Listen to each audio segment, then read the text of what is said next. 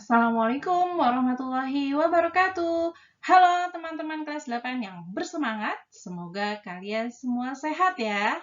Alhamdulillah, bertemu lagi dalam pelajaran Bahasa Indonesia yang kali ini akan melanjutkan diskusi tentang teks persuasi. Ayo kita mulai berpetualang. Masih dengan Bu Ana, mari bersama-sama kita buka pertemuan kali ini dengan mengucapkan basmalah dan doa belajar. Bismillahirrahmanirrahim. Rabbi zidni ilma warzuqni fahma. Amin. Sebelum berlanjut, ada satu buah quotes yang ingin Ibu sampaikan. Dengarkan baik-baik ya. Ali bin Abi Thalib pernah berkata, berpikirlah positif, tidak peduli seberapa keras kehidupanmu. Jadi, yuk tetap positive thinking dan bersemangat menjalani semuanya agar berkah dan terkabul cita-citamu. Semangat! Struktur teks dalam teks persuasi terbagi menjadi 4 bagian, yaitu pertama, pengenalan isu. Ini adalah bagian awal yang berisi pengenalan tentang tema atau topik besar permasalahan umum yang dibahas. Kedua, argumen dan data. Pada bagian ini dijelaskan tentang pokok-pokok masalah yang disertai dengan argumen dan data yang mendukung atau menguatkan argumen tersebut. Ketiga adalah ajakan. Bagian ini berisi ajakan dan arahan yang mendorong pembaca untuk melakukan tindakan yang diharapkan oleh penulis. Dan yang keempat adalah penegasan. Bagian ini berisi penegasan atas tindakan pembaca yang sesuai harapan penulis. Unsur kebahasaan dalam teks persuasi bisa dilihat dari kalimat dan kata yang digunakan.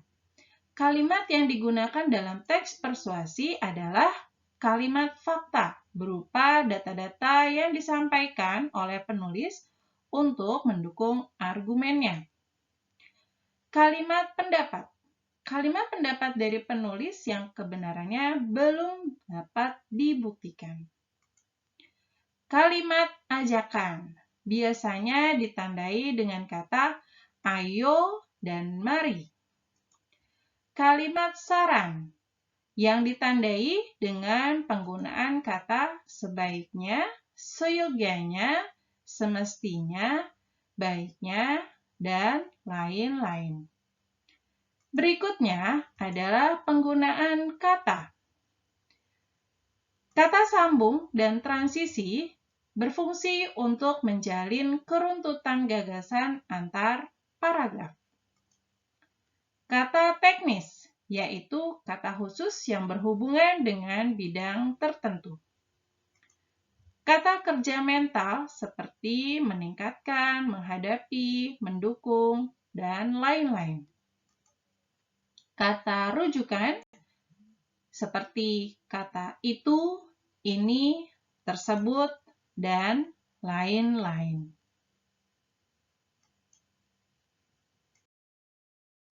Oke, ini adalah tabel telaah untuk struktur teks persuasi.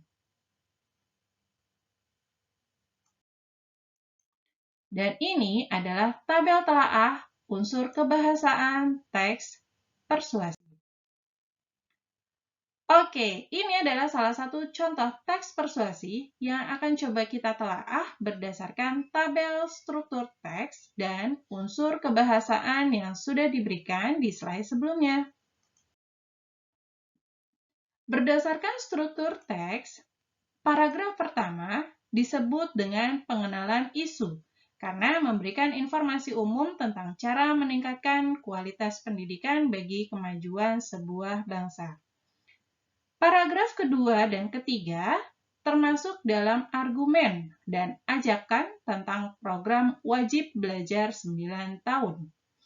Kedua paragraf ini menjelaskan pendapat penulis tentang program wajib belajar 9 tahun yang disertai dengan data dan alasan mengapa wajib belajar 9 tahun penting untuk dilaksanakan. Paragraf keempat termasuk dalam penegasan karena memberikan penguatan dan mengajak pembaca untuk turut mensukseskan program wajib belajar 9 tahun.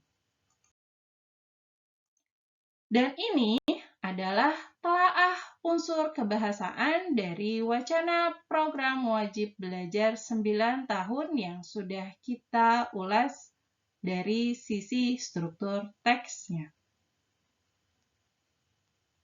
Bisa dilihat contoh dari kalimat faktanya, lalu kalimat pendapat, kalimat ajakan dengan kata mari, kalimat saran yang berisi kita semestinya, kata sambung dan kata transisi menggunakan kata itu, lalu ada kata teknis, khusus untuk wajib belajar 9 tahun, ada kata SDM, sumber daya manusia, dan kompetensi.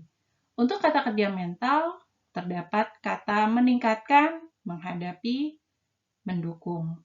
Kata rujukan yang digunakan adalah ini, itu, disebut. Berkaitan dengan teks persuasi, dalam Quran Surat Al-Baqarah ayat 261, Allah mengajak kita semua untuk berinfak di jalan Allah yang kebaikannya digambarkan seperti sebutir biji yang menumbuhkan 7 tangkai dan di setiap tangkai memiliki 100 biji. Itulah balasan yang berlipat ganda bagi siapa yang Allah kehendaki. Wallahu a'lam bishawab. Alhamdulillah, demikian paparan tentang telaah struktur teks dan unsur kebahasaan teks persuasi.